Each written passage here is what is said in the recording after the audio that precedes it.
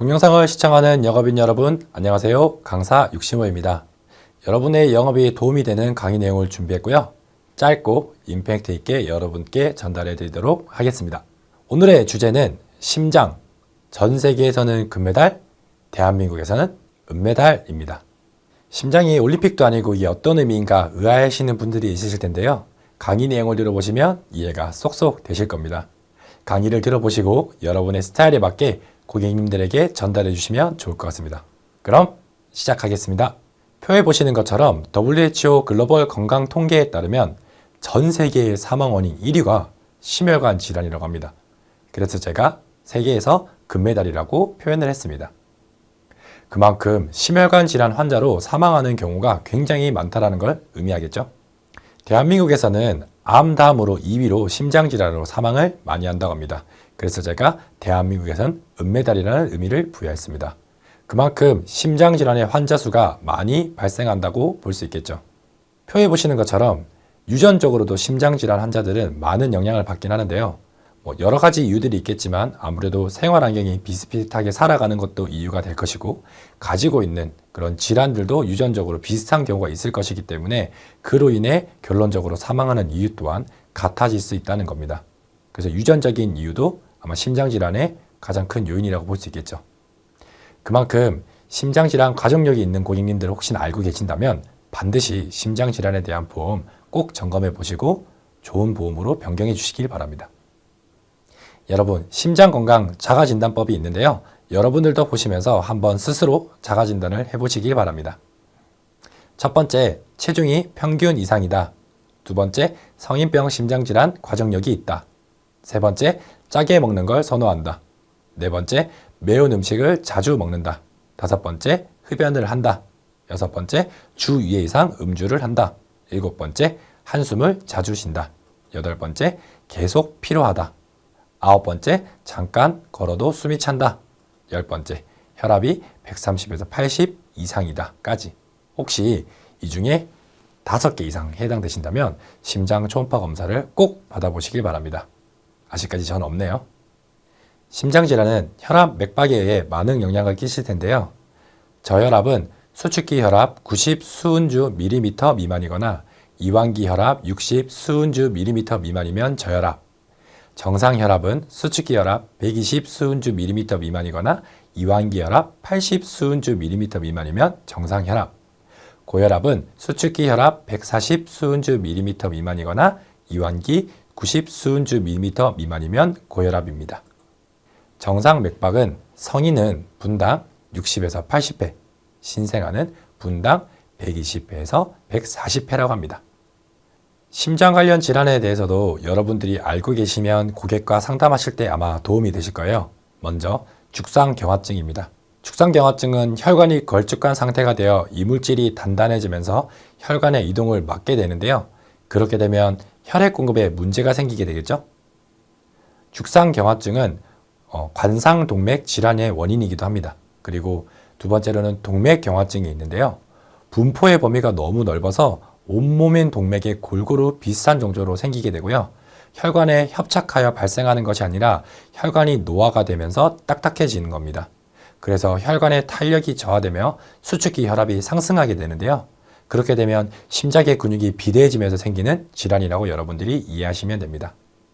뒤에 보는 그림에서 보시는 것처럼 우측 죽상경화증은 내막 손상이 시작되면서 점점 범위가 커지면서 혈관의 흐름을 방해하게 되는데요. 그렇게 되면서 심장질환을 유발시키는 것입니다.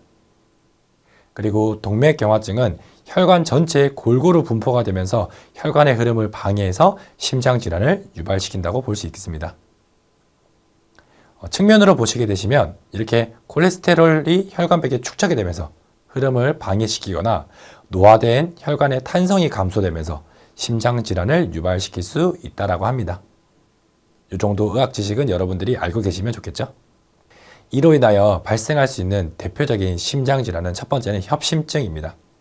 협심증이란 심장의 혈류 공급이 감소하면서 산소 및 영양 공급이 급격하게 줄어드는 심장 근육이 2차적으로 허열 상태에 빠지게 되는 상황을 협심증이라고 합니다.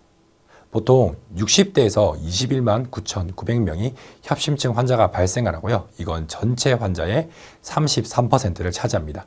그러니 미리미리 40대, 50대 고객님들은 필히 심장질환의 보험에 대해서 점검해 보시고 잘 준비하셔야 된다는 거죠. 60대 진단 시 제대로 된 치료를 받으실 수 있겠죠. 그리고 남성이 여성보다 1.5회가 많이 있으므로 남성이 더 준비를 철저히 하셔야 됩니다. 협심증도 자가진단법이 있는데요. 한번 체크해 보시죠. 첫 번째, 무거운 물건을 들었을 때 가슴이 따끔한 통증이 온 적이 있다.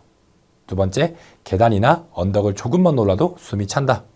세 번째, 과식을 하면 가슴 중앙 부위가 뻐근하고 답답하다. 네 번째, 날씨가 추울 때 아침 시간에 주로 가슴이 아프다. 다섯 번째, 최근 1년 사이에 가슴 통증을 느낀 적이 있다. 이 5가지 중 3개 이상 해당되시면 검진을 꼭 받아보셔야 됩니다. 두 번째 심장질환 중 심근경색증도 있는데요. 심근경색증은 관상동맥 중 어느 하나라도 혈전이나 혈관이 수축 등에 의해 막히게 되는 경우 심장의 산소와 영양의 공급이 줄어들어 심장 근육의 조직이나 세포가 죽는 상황을 말합니다. 쉽게 얘기하면 심장마비라고 생각하셔도 좋을 것 같습니다. 심근경색증도 60대에 많은 발생을 하게 되는데요. 전체 환자의 30%를 차지하고 심근경색증도 여성보다는 남성이 3.3배 정도 많은 진단을 받고 있다고 합니다. 심근경색증도 자가진단법이 있는데요. 첫 번째, 극심한 피로감에 호흡곤란을 경험한 적이 있다. 두 번째, 평소 몸이 잘 붓거나 느낌이 들 수도 있다. 세 번째, 심장 박동이 평소와 다를 때 의식을 해본 경험이 있다. 네 번째, 기절할 것 같은 느낌이나 어지럼증을 느껴본 적이 있다. 다섯 번째, 갑자기 숨이 차 호흡곤란을 경험한 적이 있다. 여섯 번째, 가슴이 가운데 쥐어짜는 통증이 5에서 10분간 지속된 적이 있다. 이 6가지 중 한 개라도 해당된다면 반드시 검진을 받아보셔야 합니다. 심장질환 진단을 받게 되면 여러 가지 방법으로 수술도 할 수 있는데요. 막힌 혈관을 넓혀주는 것이 수술의 핵심이라고 보시면 됩니다. 혈관의 위치에 따라 수술명은 다 다른데 평균적인 수술비는 회당 1,000만 원 정도 든다고 합니다. 이것은 병원의 의사 그리고 규모에 따라 차이는 좀 있겠지만 평균적인 비용이라고 생각해 주신 점 참고해 주시길 바랍니다. 그리고 심장질환에서 가장 큰 수술이면서 비용이 많이 드는 게 바로 관상동맥 우회 수술입니다. 회당 평균 수술비는 약 4,000만 원 정도 발생하게 되고 그만큼 어려운 수술이고 위험한 수술이라고 생각해 주시면 좋을 것 같습니다. 그러니 이런 큰 수술일수록 좋은 의사 선생님께 받기 위해서라도 우리는 심장 관련 진단 및 수술비 이런 것들을 미리미리 잘 점검하고 준비를 하셔야겠죠. 오늘 제가 알려드린 강의 내용에 대해서 정리 한번 해드리겠습니다. 첫 번째, 혈관질환은 초기 진단 발병률이 높아 허혈성 심장질환 가입하는 게 유리합니다. 아직까지 급성 심근경색 진단비만 가입되어 있는 고객님이 있으시다면 반드시 허혈성 심장 진단비를 가입시켜 주시길 바랍니다. 두 번째, 여성도 준비를 당연히 해야겠지만 40, 50대 남성분들은 정말 필수적으로 미리미리 준비하는 것이 좋습니다. 그 이유는 60대의 진단을 받을 확률이 그만큼 높아지기도 하며 남성이 발병률이 높기 때문입니다. 세 번째, 혈관 질환은 재발이 많은 편이라 진단비와 수술비를 함께 가입해야 됩니다. 진단비는 일회성으로 끝나지만 수술비는 회당 지급이 되기 때문에 혈관 질환은 진단비와 수술비를 동시에 꼭 가입시켜 주기를 권유하고 꼭 그렇게 성사해 주시길 바랍니다. 이상 65 강사였습니다. 시청해 주셔서 감사합니다.